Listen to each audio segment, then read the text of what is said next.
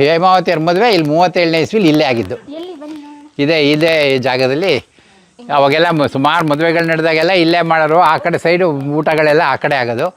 ಇಲ್ಲಿ ಎಲ್ಲ ಕೂತ್ಕೊಳ್ಳೋಕೆ ಇಲ್ಲೇ ಮಾಡ್ತಿದ್ರು ಮದುವೆ ಇದೆಲ್ಲ ಚಪ್ರ ಹಾಕ್ಬಿಟ್ಟು ನೀವು ನೆನಪಿನ ದೋಣಿ ಓದಬೇಕು. ಒಳಗಡೆ ಬಂದ್ಕೊಳ್ಳಿ, ಇಲ್ಲಿಂದ ಎಂಟ್ರ್ ಆದ ಕೂಡಲೇ ದೊಡ್ಡ ಕಾಡಿಗೆ ಹೊಕ್ಕಂಗಾಯ್ತಂತೆ.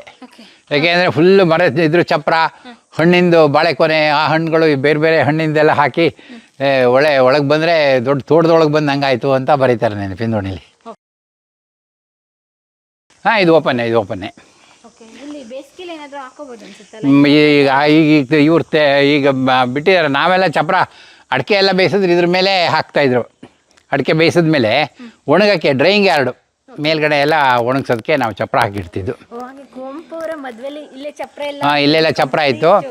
ಇದಿಷ್ಟು ಚಪ್ರ, ಇದು ಇಷ್ಟು ಫುಲ್ ಚಪ್ರ ಹಾಕಿದ್ರಂತೆ.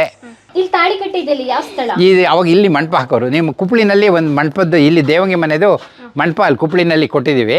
ಅಲ್ಲಿ ಮ್ಯೂಸಿಯಮಲ್ಲಿದೆ. ಆ ಮಂಟಪ ಇಲ್ಲಿ ದೇವಂಗಿ ಮನೇಲಿ ಪರ್ಮನೆಂಟ್ ಆಗಿರೋ. ಯಾಕಂದ್ರೆ ದೇವಂಗಿ ಮನೇಲಿ ಸುಮಾರು ಜನ ಹೆಣ್ಮಕ್ಳು, ಒಬ್ರದಲ್ಲ ಒಬ್ಬರು ನಡೆಯೋರು.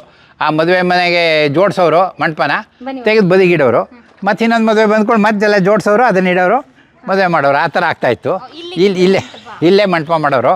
ಅಲ್ಲಿಂದ ಅಲ್ಲಿವರೆಗೆ ಇರೋದು. ಎಷ್ಟು ಜನ ಸೇರಿದ್ರು, ಯಾವ ರೀತಿ ಮದುವೆ ಆಯಿತು? ಮಲೆನಾಡಲ್ಲಿ ಒಂದು ಗೌಡ್ರ ಮನೆತನದ ಮದುವೆ ಆಗುತ್ತೆ ಅಂತ ಅದ್ದೂರಿ ವೈಭವ ಹೇಗಿತ್ತು? ಅವಾಗ ಏನಾಗಿದೆ, ಇಲ್ಲೆಲ್ಲ ತುಂಬ ಜನ ಒಕ್ಕಲುಗಳು, ಆಳುಗಳು ಭಾಳ ಜನ ಇದ್ದರು. ನಮ್ಮದು ಸಿಕ್ಕಾಪಟ್ಟೆ ಜಮೀನು. ಅವಾಗೆಲ್ಲ ಟೆನೆಂಟ್ಸು ಈ ಭೂಮಿ ಮಾಡೋಕ್ಕೆಲ್ಲ. ಹಾಗಾಗಿ ಏನಾಗೋದು, ಇದನ್ನೆಲ್ಲ ಚಪ್ರ ಹಾಕೋಕ್ಕೆ ಎಲ್ಲ ಒಕ್ಕಲುಗಳು ಬಂದ್ಬಿಟ್ಟು ಚಪ್ರ ಹಾಕೋದು, ಇದು ಅಲ್ಲಿಂದ ಹಸಿರು ತೋರಣಗಳು ಎಲ್ಲ ಅವರುಗಳೇ ಎಲ್ಲ ಮಾಡೋರು. ಮಾಡಿ ಅವಾಗೆಲ್ಲ ಏನು 700-800 ಜನನೇ ಆಗಿದ್ರು ಏನಪ್ಪ. ಮಧ್ಯರಾತ್ರಿಗೆಲ್ಲ ಬರೋರು. ಅವಾಗೆಲ್ಲ ಎಲ್ಲ ಸುತ್ತಮುತ್ತಲವರೆಲ್ಲ ಬಂದು ಚಪ್ರ ಹಾಕಿ ಮದುವೆಗೆ ಅಟೆಂಡ್ ಮಾಡೋರೆಲ್ಲ ತುಂಬ ಜನ ಮದುವೆ ಮಾಡೋರು. ಅದೇನು ಮಾಡಿದ್ರು ನಮಗೂ ಗೊತ್ತಿಲ್ಲ, ಯಾಕಂದರೆ ನಾನೇ ಹುಟ್ಟಿರ್ಲಿಲ್ಲಲ್ಲ. ತಂದೆಯವರು 63ರಲ್ಲೇ ತೀರೋಗ್ಬಿಟ್ರು. ಅವ್ರು ಇದ್ದಿದ್ರೆ ನಾವು ಈ ಕಥೆ ಎಲ್ಲ ಕೇಳ್ಬೋದಿತ್ತು. ನಾವು చాలా ಚಿಕ್ಕ ಹುಡುಗರು ಹಾಸ್ಟೆಲ್ ಇದ್ದಾಗಲೇ ತೀರೋಗ್ಬಿಟ್ರು. ಹಾಗಾಗಿ ನಮ್ಮ ಅಮ್ಮನ ಕೇಳ್ಬೋದಿತ್ತು. ನಮ್ಮ ಅಮ್ಮ ಇತ್ತೀಚೆಗೆ ತೀರೋಗಿದ್ದು. ಬಟ್ ತಲೆ ಒಳಗೆ ಬರಲಿಲ್ಲ ಅವ್ರಿಗೆ ಏನೇನು ಅಂತೆಲ್ಲ ಡೀಟೇಲ್ ನಾವು ಬರೆದಿಟ್ಕೊಬೋದಿತ್ತು. ಅದನ್ನು ಕೇಳಲಿಲ್ಲ ಅವಾಗ, ಏನೇನು ಮಾಡಿದ್ರಿ ಏನು ಅಂತ. ಅವ್ರಿಗೆ ಮೆಮೊರಿನೂ ಚೆನ್ನಾಗಿತ್ತು, ಕೇಳ್ಬೋದಿತ್ತು. ಅವಾಗ ಕೇಳಲಿಲ್ಲ ನಾವು ಅವಾಗ. ಇದು ಚೌಕಿ ಮನೆ. ಸುತ್ತಲೂ ಮನೆ ಪ್ರಾಂಗಣ ಬರುತ್ತೆ, ಮಧ್ಯದಲ್ಲಿ ವಾಸದ ಮನೆ. ಇದು ಒಳಗಡೆ ಎಲ್ಲ ಲಿವಿಂಗು ನಿಮಗೆ.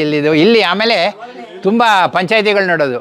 ಈ ಊರಲ್ಲಿ ಏನಾದ್ರು ಜಗಳ ಆಗೋದು, ನೀರಿನ ಜಗಳ, ಗದ್ದೆ ಜಗಳ, ಡಿವೈಡ್ ಆಗ್ಬೇಕಾದ್ರೆ ಜಗಳಗಳು, ಆ ಥರದ ಜಗಳಕ್ಕೆಲ್ಲ ತುಂಬ ಇಲ್ಲಿ ಪಂಚಾಯಿತಿ ನಡೆಯೋದು. ಎಲ್ಲ ಬಂದು ಇಲ್ಲಿ ಕೂತ್ಕೊಂಡವರು, ಇಲ್ಲೇ ಪಂಚಾಯಿತಿ ನಡೆಯೋದು ಅವಾಗೆಲ್ಲ.